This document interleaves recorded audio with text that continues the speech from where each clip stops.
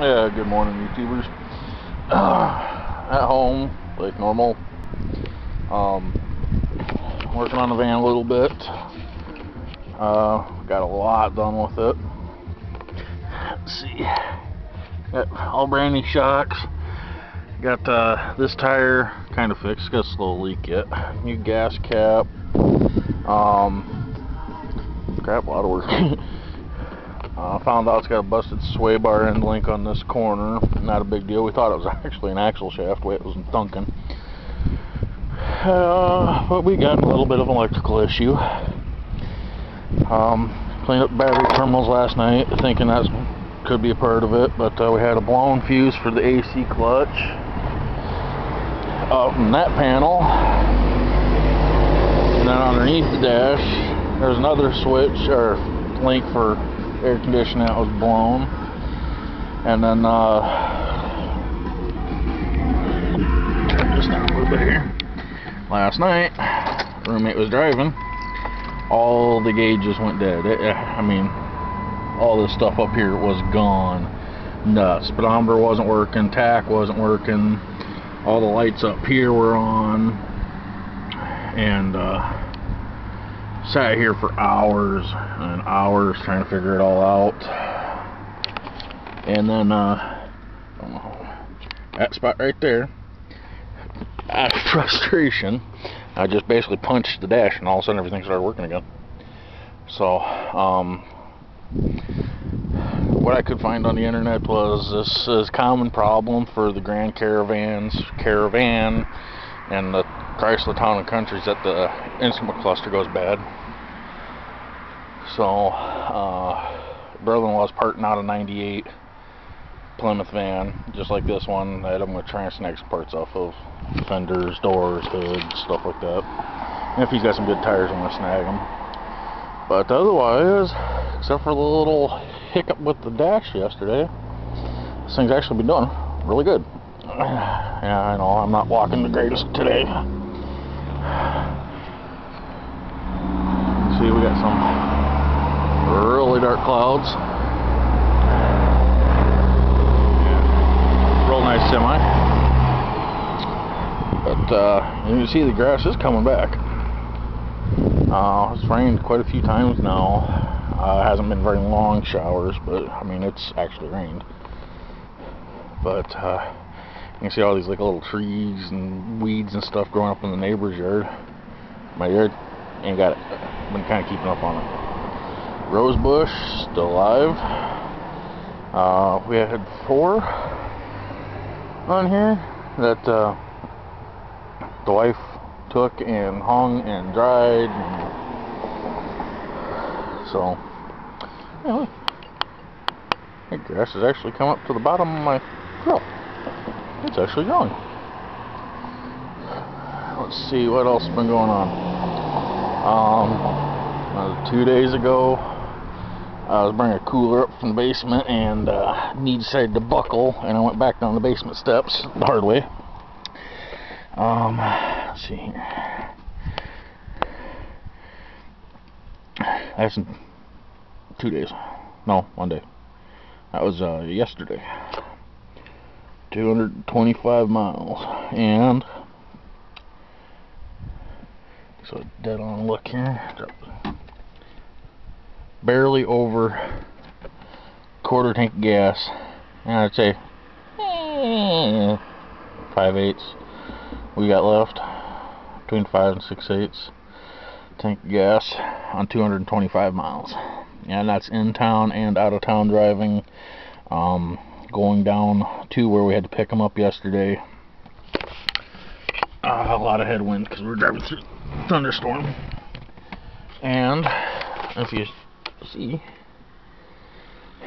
I don't know how many people even remember these things. Cassette adapter for like an old CD player. I'm kind of being a smart aleck because the wife took the MP3 player to work, brought the computer out, and I've got it. This has got the Beats audio system and way too much bass. So, but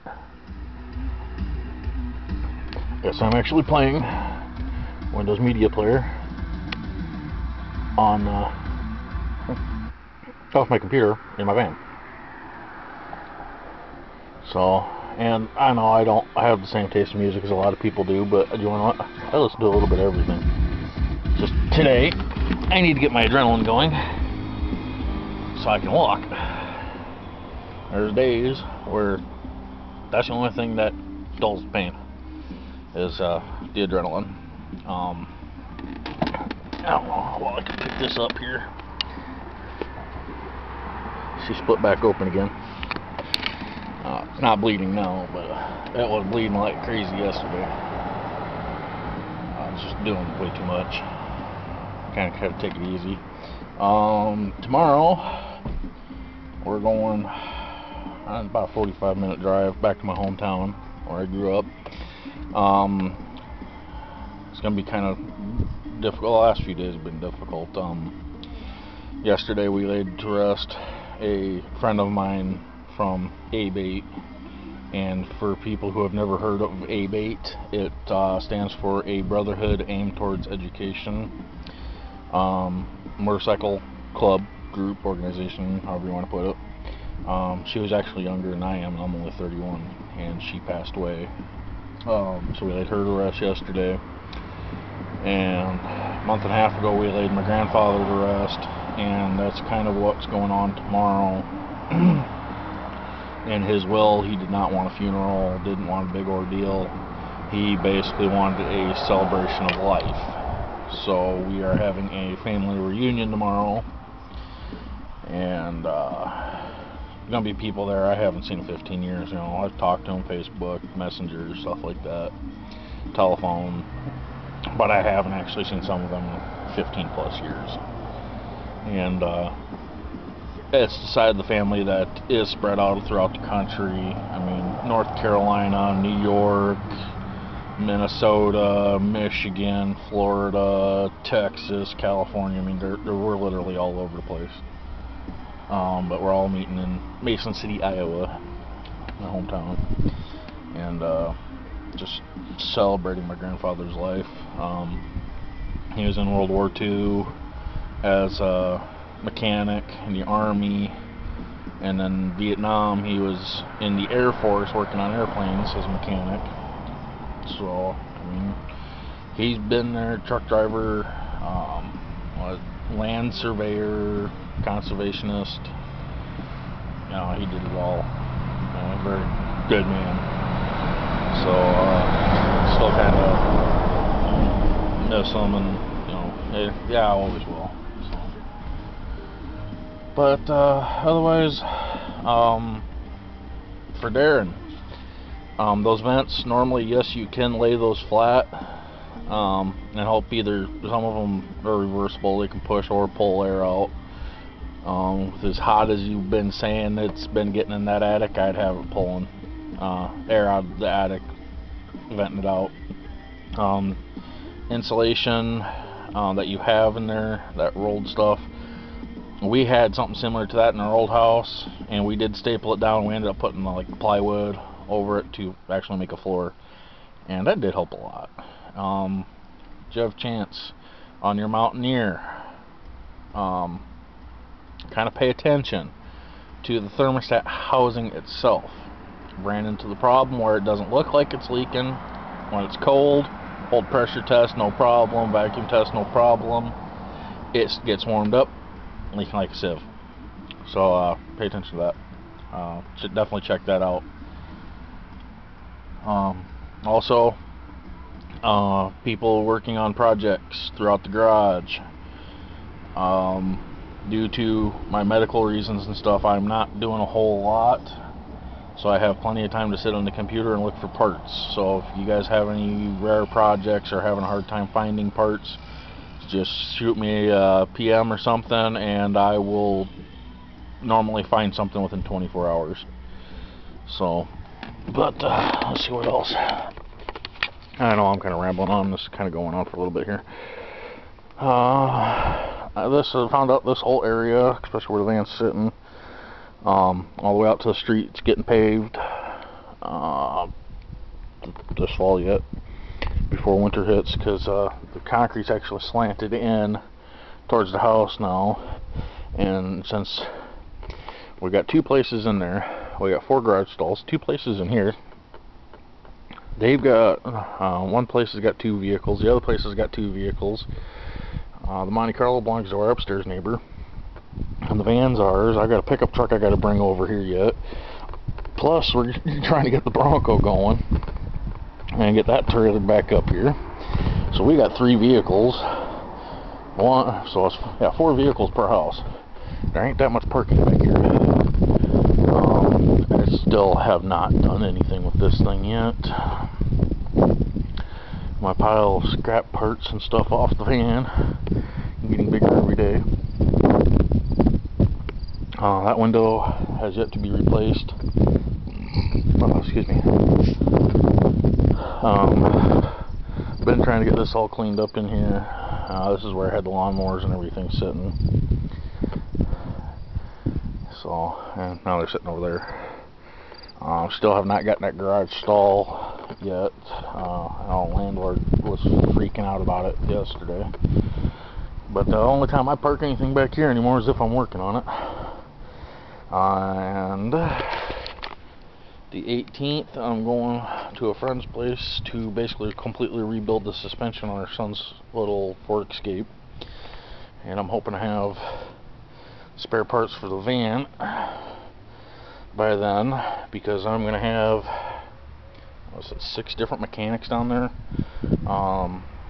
Basically, it's a friend of ours, another A-Bait member, who it's friends with a lot of people I know. We're having a big old bonfire party end of summer thing, and she's doing a big barbecue grill out for me and my family, because we're coming down there and working for pretty much free. And then a bunch of people from Clear Lake, stock car drivers and build their own race cars and stuff, are going to be there. So I'm hoping we can get at least that fender changed, the hood changed, and that middle door changed, and then get the new sway bar end links in. I found some online, some Moogs for $35 for the pair, which is not bad at all.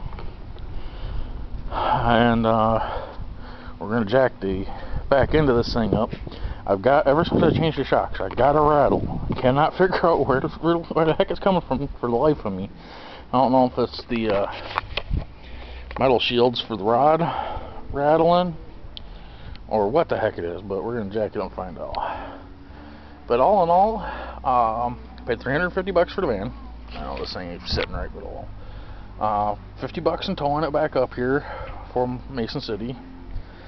So that's $400.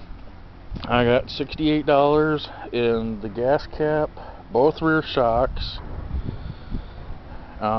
brake fluid, and I bought a jug of STP fuel injector cleaner. We got to replace one wiper blade, because I actually found the right clips for these, and the other one's just dry rotted out. The back wiper blade, and fix the AC. And I don't know if anybody in the garage has like a universal cold air kit, but this whole setup's going. This tube, this box down here, that's all part of the AC or the air intake system. That's all going. I'm not dealing with it. And then let's see, I don't got to change the valve cover gaskets yet. And right there is the temperature control module, from what I've been told. So it's easy to get to. Just get that changed out in less than $500. Oop, still good? Yep, okay. Gotta hit the button. Yeah, anyways, got less than $500 in this thing, and got a nice little van. So, like I said, if anybody needs any help finding stuff, just let me know. Darren, when we come down for the big deal, if you need help working on the house, working in the shop, whatever, I'm sure we can work something out. Teach me how to paint and we'll be good. So, that's about all I can think of right now. So, y'all have fun, stay safe.